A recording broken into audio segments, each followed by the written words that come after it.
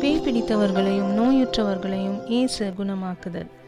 அவர்கள் கடலுக்கு அக்கறையில் இருந்த கிரசேனர் பகுதிக்கு வந்தார்கள். இயேசு படகை விட்டு இறங்கிய உடனே தீ ஆவி பிடித்த ஒருவர் கல்லறைகளில் இருந்து அவருக்கு எதிரே வந்தார்.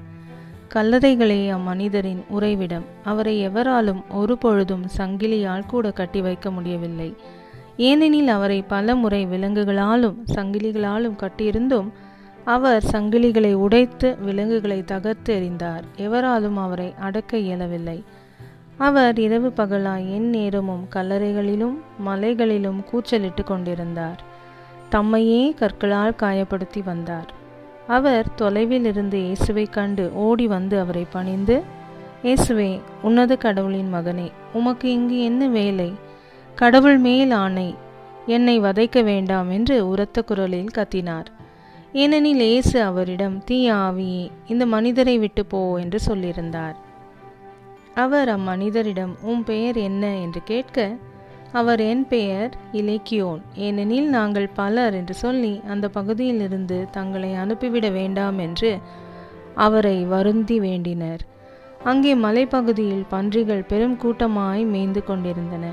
நாங்கள் அப்பன்றிகளுக்குள் புகும்படி எங்களை அங்கே அனுப்பிவிடும் என்று தீய ஆவிகள் அவரை வேண்டின. அவரும் அவற்றுக்குள் அனுமதி கொடுத்தார். பின் தீய ஆவிகள் வெளியேறி பன்றிகளுக்குள் புகுந்தன. ஏறக்குறைய 2000 பன்றிகள் அடங்கிய அந்த கூட்டம் செங்குத்து பாறையில் இருந்து கடலில் பாய்ந்து வீழ்ந்து மூழ்கியது. பன்றிகளை மேய்த்து கொண்டிருந்தவர்களோ ஓடிப்போய் நகரிலும் நாட்டுப்புறத்திலும் இதை அறிவித்தார்கள். நடந்தது என்னவென்று பார்க்க மக்கள் வந்தனர். அவர்கள் இயேசுவிடம் வந்தபோது பேய் பிடித்தவர், அதாவது இலேக்கியோன் பிடித்திருந்த அவர் ஆடை அணிந்து அறிவுத்தெளிவுடன் அமர்ந்திருப்பதை கண்டு அச்சமுற்றார்கள். நடந்ததை பார்த்தவர்கள் பேய் பிடித்தவர்க்கும் பன்றிகளுக்கும் நேரிட்டதை அவர்களுக்கு எடுத்துரைத்தார்கள். அப்போது அவர்கள் தங்கள் பகுதியை விட்டு போய்விடுமாறு இயேசுவை வேண்டிக் கொண்டார்கள். அவர் படகில் ஏறியதும் பேய் பிடித்திருந்தவர் தாமும் அவரோடு கூட இருக்க வேண்டுமென்று அவரை வேண்டிக் கொண்டார்.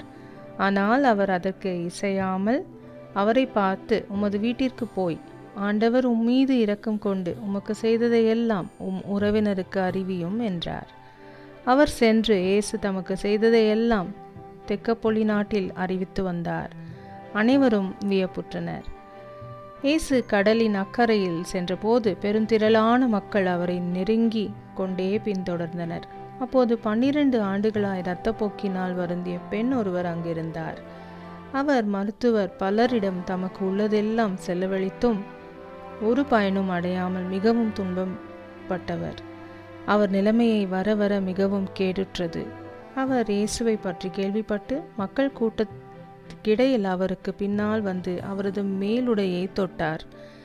ஏனெனில் நான் அவருடைய ஆடையை தொட்டாலே நலம் பெறுவேன் என்று அப்பெண் எண்ணிக்கொண்டார்.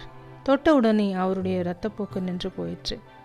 அவரும் தம் நோய் நீங்கி நலம் பெற்றதை தம் உடலில் உணர்ந்தார். உடனே இயேசு தம்மிடமிருந்து வல்லமை வெளியேறியதை தம்முள் உணர்ந்து மக்கள் கூட்டத்தை திரும்பி பார்த்து, என் மேல் உடையை தொட்டவர் யார் என்று கேட்டார். அதற்கு அவருடைய சீடர்கள் அவரிடம், இம்மக்கள் கூட்டம் உம்மை சூழ்ந்து நெருங்குவதை கண்டும் என்னை தொட்டவர் யார் என்கிறீரே என்றார்கள்.